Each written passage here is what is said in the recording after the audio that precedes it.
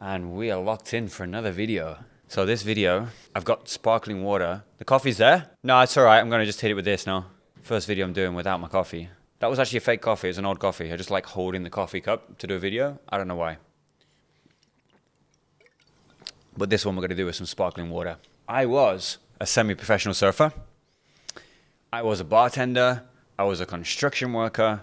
I was a surf shop assistant. I was a surf instructor. I was a surf guide, actually the best job in the world, but I didn't get paid for it. I just had free accommodation and free food, but the best job in the world. One of my good friends is currently doing that job right now. If I didn't have a family, I'd probably be doing that.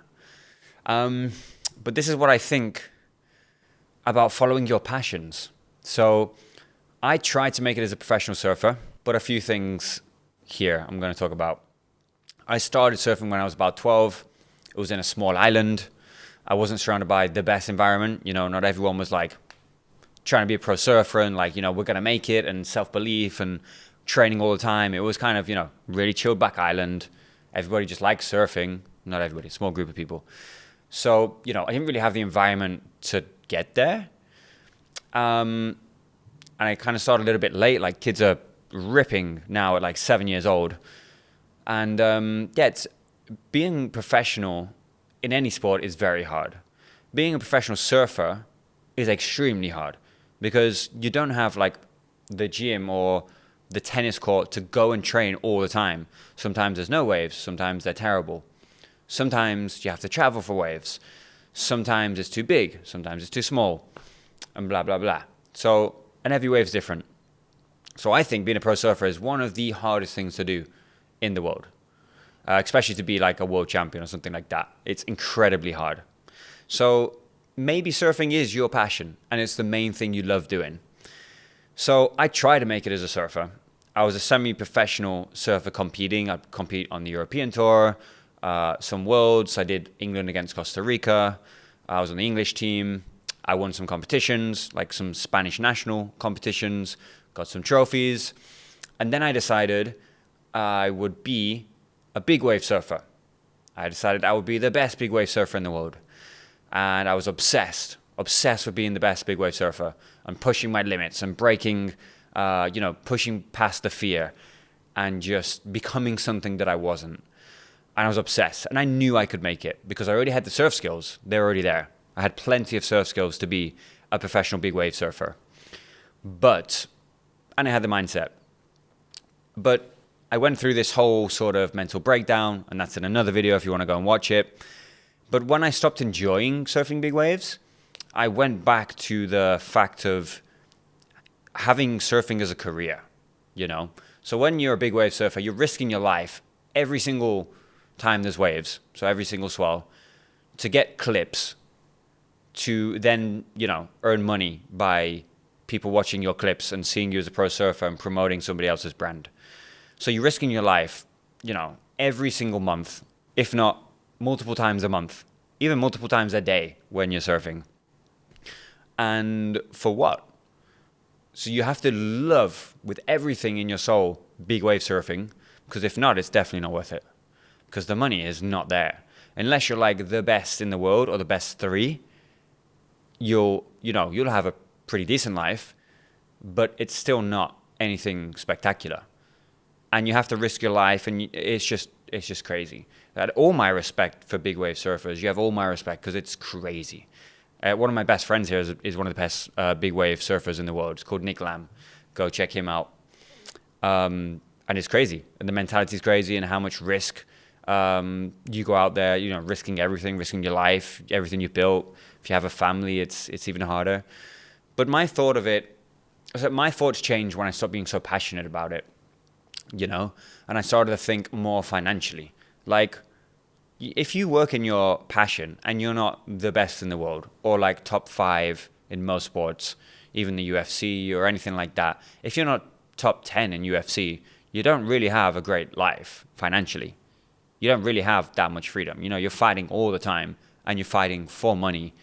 And if you fight, you have a huge chance of getting injured and blowing your knee out, and then you're out and you don't earn money for a year. Same with big wave surfing. You will have a bad wipeout, you're out for a year or 6 months or whatever it is. And that's just what comes with the sport. So it's a crazy life. And if you see the life of like Conor McGregor, then of course it's worth it. You reach the highest heights in the world. But that's one person. So if you really believe with all your soul you can do it, then go do it. But if you are just really passionate about something because you enjoy doing it, you're not really so competitive and you want to win all the competitions and stuff, I wouldn't recommend working in it. I would recommend finding something that will give you time to go and enjoy your hobbies. Because another thing is when you work at your hobbies, a lot of the time you stop enjoying it because it's work. And you actually wanted to do it just because it was fun or you loved it, Like I started surfing as an escape. I wanted to escape the school system. I didn't want to do my homework. So I would go surfing and nobody could call me, nobody could find me. I'm in the water, I'm alone, I'm doing my thing. Don't even, nobody can tell me nothing. And I've always been wired like that. So I wouldn't always say that following your passion is the best decision financially. So I went and looked at other passions. So this is where it's kind of, it's kind of hard to say if you should follow your passions or not. Because I think my biggest passion is freedom. So I went to look for a business model that would give me the freedom.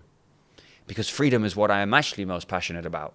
Even more than surfing. Because if surfing didn't exist, then I would go skydiving or snowboarding, or I'd go fight Muay Thai, or I'd go to the gym. So there's many things I love doing. So I actually just love doing things I love doing. So really my main passion is freedom. But I found a business model, Airbnb, which is not related. It's not anything to do with my passions. I just found it quite simple and it made sense to me. And that's why I do it. And it gives me all the time in the world to be able to go surfing all day long. So that's why I think, unless you're like very competitive and you just love winning and you start at a very young age and you want to be number one in the world surfing, I don't think that's a very good grind. I don't think it's a very good path that you're on, trying to make money from it. And I'm not saying stop surfing, like keep surfing, but make money a different way that's going to give you the lifestyle, switch your perspective. What's going to make me happiest? Like, you just love surfing all day, you want to be at the beach? Okay, find a way to make money in something else so you can do that. Here's an example. I have a lot of friends that, are surfers, and they went straight into surf coaching or being a surf instructor, pushing people on the wave every single day, all day long. Now, they do that because it's related to their passion. So it's related to the passion. But they don't like doing surf lessons and they get burnt out. They're all day in the sea. So then they don't even want to surf themselves after. So it's way worse than having a business that gives you freedom to then go and enjoy your hobbies whenever you want, for as long as you want. So that was a perspective shift that I had in my life. And when I started to do businesses for the freedom that I wanted, that's when I really started to enjoy my free time doing them. Like when I go surf now, it's because I really want to go surf. I'm not forced to. I don't have to go and surf all day long in terrible conditions because I need to be better than the guy next to me. And all my whole life is dependent on winning this next competition. No, not at all. I go work, you save in energy, you work from your laptop wherever you want, and then you go and you enjoy your hobbies. So that was what changed for me in my life. That was a perspective shift that I had. And I hope that helps any of you guys out there, because I know it's tricky. A lot of people tell you different things. Should I live for my passion? It's tricky. What should I do? Do I even like that business model? And it's a very tricky path because somehow I did do my biggest passion, which is freedom. It's just in a business model that has nothing to do with anything else. But I love it. I love the life that it gives me. And I love the lifestyle that it gives me for all the reasons I've told you. So, yeah, with that being said, I think I'm going to leave you guys with that for now. I'm going to cut this video a little bit shorter than the rest. And I hope I helped you or gave you any inspiration to go out there and create your own freedom businesses, to dive into a freedom business model.